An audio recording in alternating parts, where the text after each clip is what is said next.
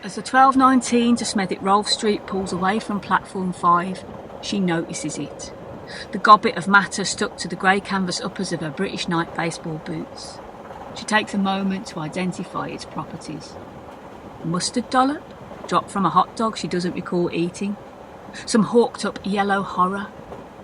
She backtracks to last night's Slimming World salad, the haphazard chopping of pepper, pineapple, red onion, mint, and bingo.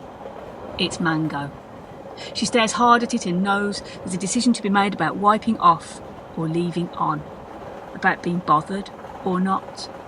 And in that carriage, in the July heat, the balance between taking a pride and letting things slide hangs.